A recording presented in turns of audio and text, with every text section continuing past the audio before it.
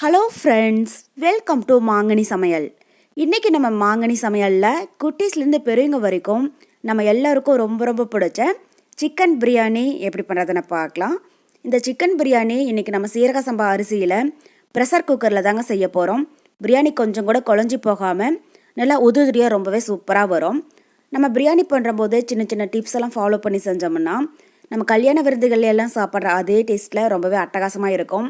Bachelors அப்புறம் beginners கூட சுலபமாக செஞ்சு முடிச்சிடலாம். சரி வாங்க, இப்போ இந்த சிக்கன் பிரியாணி எப்படி பண்ணுறதுன்னு பார்க்கலாம்.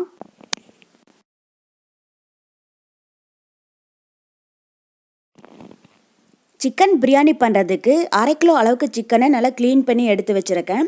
எப்பயுமே பிரியாணிக்குன்னு சிக்கன் பீசஸ் வாங்குற போது கொஞ்சம் பெரிய சைஸாக கட் பண்ணி வாங்கிக்கோங்க. அப்போ தான் பிரியாணியில் அது குழஞ்சி போகாமல் இருக்கும். இப்போ இது கூட 1/4 டீஸ்பூன் அளவுக்கு மஞ்சள் தூள் சேர்த்துடலாம். கூடவே 1 டேபிள் ஸ்பூன் மிளகாய்த்தூள், அப்புறம் 1 table spoon biryani masala powder. இந்த பிரியாணி மசாலா பவுடர் நான் ஃப்ரெஷ்ஷாக வீட்டில் அரைச்சது தாங்க. இதனுடைய ரெசிபி லிங்க் வந்து கீழே டிஸ்கிரிப்ஷன் பாக்ஸில் கொடுத்துருக்கேன். தேவைப்பட்டால் நீங்கள் எப்படி பண்ணுறதுன்னு செக் பண்ணி பார்த்துக்கோங்க. கூடவே 1 டேபிள் ஸ்பூன் இஞ்சி பூண்டு விழுது, அப்புறம் புளிப்பில்லாத நல்ல கெட்டியான தயிர் 4 டேபிள் ஸ்பூன்,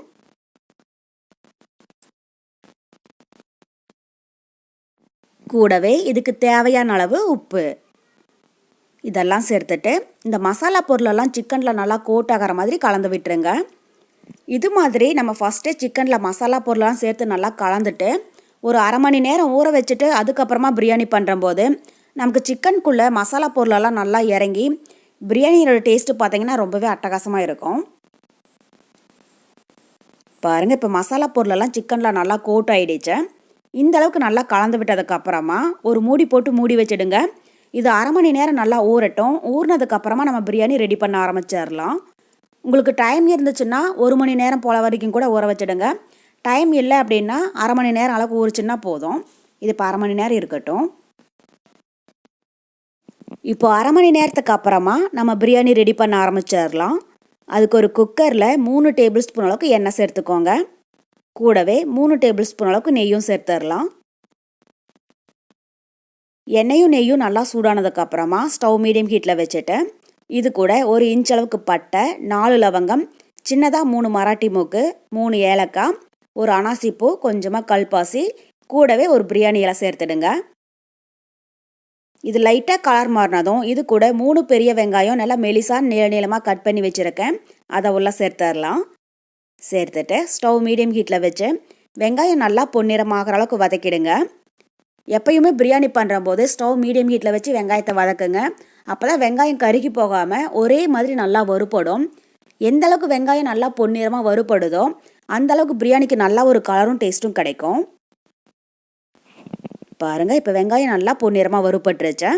ரொம்பவே கலர் மாறிடக்கூடாது, அதே மாதிரி ரொம்பவே வறுபடாமலும் இருக்கக்கூடாது. இந்த அளவுக்கு இருந்துச்சுன்னா போதும்.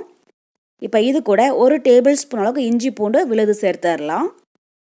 கூடவே 3 பச்சை மிளகாய் கீறி வச்சுருக்கேன், அதையும் சேர்த்துட்டு இஞ்சி பூண்டுடைய பச்சை வாசனை போகிற அளவுக்கு நல்லா வதக்கிடுங்க. ஸோ இஞ்சி பூண்டு விழுது பார்த்திங்கன்னா நம்ம சிக்கன் ஊற வைக்கிற போதே 1 டேபிள் ஸ்பூன் அளவுக்கு சேர்த்துருக்கோம். இப்போ வந்து 1 டேபிள் ஸ்பூன் அளவுக்கு சேர்த்திங்கன்னா போதும். இப்போ இஞ்சி பூண்டுடைய பச்சை வாசனை போக நல்லா வதங்கிடுச்சு. இப்போ இது கூட பெரிய சைஸில் நல்லா பழமாக 2 தக்காளி பொடியாக கட் பண்ணி வச்சுருக்கேன், அதை உள்ள சேர்த்துடலாம். கூடவே வெங்காயம் தக்காளி வதங்கிறதுக்கு கொஞ்சமாக உப்பும் சேர்த்துட்டு தக்காளி நல்லா சாஃப்டாகிற அளவுக்கு வதக்கிடுங்க. எப்பயுமே பிரியாணிக்கு வெங்காயம் அதிகமாக இருக்கணும், தக்காளி வந்து குறைவாக தான் இருக்கணும். நான் பெரிய சைஸில் 3 பெரிய வெங்காயம் சேர்த்ததுக்கு அதுக்கு பெரிய சைஸில் நல்லா பழமாக 2 தக்காளி சேர்த்துருக்கேன். பாருங்கள், இப்போ வெங்காயம் தக்காளி நல்லா சாஃப்டாக குழஞ்சி வதங்கிடுச்சு. இந்த அளவுக்கு நல்லா குழஞ்சி வதங்கினதுக்கப்புறமா இது கூட நம்ம மசாலாவோட ஊற வச்சிருக்கிற சிக்கன் பீசஸை உள்ளே சேர்த்துடலாம்.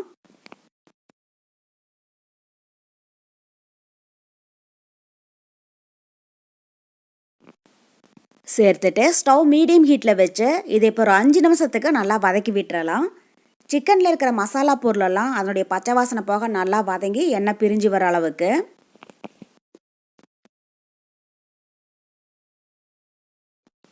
பாருங்கள், இப்போ சிக்கன் பீசஸ் எல்லாம் மசாலாவோட சேர்ந்து நல்லா வதங்கி லைட்டாக எண்ணெய் பிரிஞ்சு வர ஆரம்பிச்சிடுச்சு.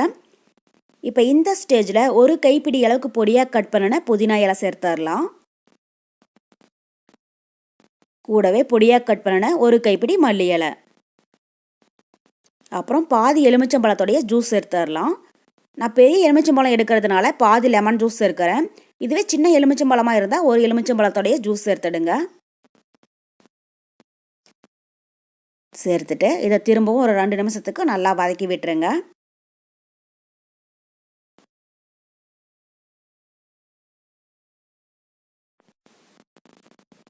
பாருங்கள், இப்போ மசாலா பொருளெல்லாம் சிக்கனோட சேர்ந்து நல்லா வதங்கி எண்ணெய் பிரிஞ்சு வர ஆரம்பிச்சிடுச்சு.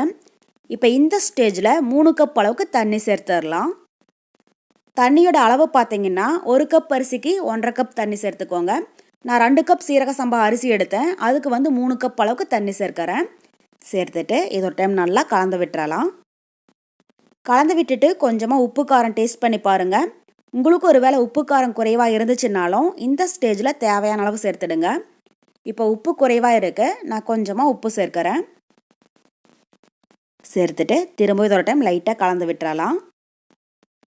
அவ்வளோதான். இது இப்போ ஒரு 5 நிமிஷம் அப்படியே இருக்கட்டும். தண்ணி நல்லா கொதி வந்ததுக்கப்புறமா நம்ம அரிசியை உள்ளே சேர்த்துடலாம். பாருங்கள், இப்போ தண்ணி நல்லா கொதிக்க ஆரம்பிச்சிடுச்சு. இந்த அளவுக்கு நல்லா கொதி வந்ததுக்கப்புறமா இது கூட 2 கப் அளவுக்கு சீரக சம்பா அரிசியை 20 நிமிஷம் போல் நல்லா ஊற வச்சு எடுத்துருக்கேன். இது இப்போ தண்ணியெல்லாம் வடிச்சிட்டு உள்ளே சேர்த்துடலாம்.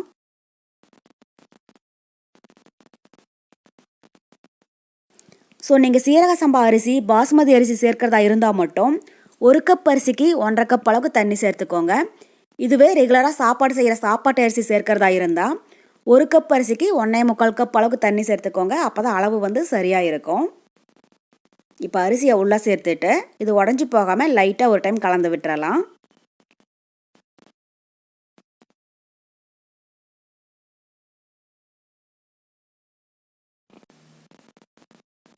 அவ்வளோதான். இப்போ குக்கரோடைய மூடி போட்டு மூடி மீடியம் ஹீட்டில் 2 விசில் வேக விட்டுருங்க.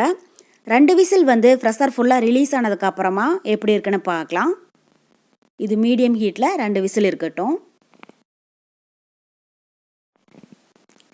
பாருங்கள், இப்போ குக்கர் 2 விசில் வந்து ப்ரெஷர் ஃபுல்லாக ரிலீஸ் ஆகிடுச்சு. மூடி ஓப்பன் பண்ணி பார்க்கலாம். அவ்வளோதான், நம்ம சிக்கன் பிரியாணி நல்லா கமன்னு ரொம்பவே சூப்பராக தயாராகிடுச்சு. இது இப்போ சாதம் உடஞ்சி போகாமல் லைட்டாக ஒரு டைம் கலந்து விட்டுருங்க.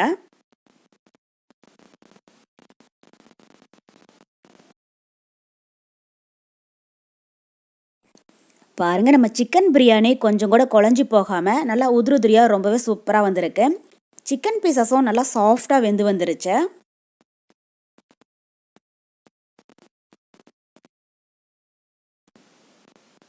அவ்வளோதான், நம்ம எல்லாருக்கும் ரொம்ப பிடிச்ச சிக்கன் பிரியாணி ரொம்பவே சூப்பராக தயாராகிடுச்சு. கண்டிப்பாக நீங்களும் இதே மெத்தடில் இதே அளவுகளோட செஞ்சு பார்த்துட்டு எப்படி இருக்குன்னு கமெண்ட் பாக்ஸில் சொல்லுங்கள். என்னுடைய இந்த ரெசிபி வீடியோ உங்களுக்கு பிடிச்சிருந்தா லைக் பண்ணுங்கள், உங்கள் ஃப்ரெண்ட்ஸுங்க கூடயே நிறைய ஷேர் பண்ணுங்கள். மறக்காமல் மாங்கனி சமையலுக்கு சப்ஸ்கிரைப் பண்ணுங்கள். நன்றி.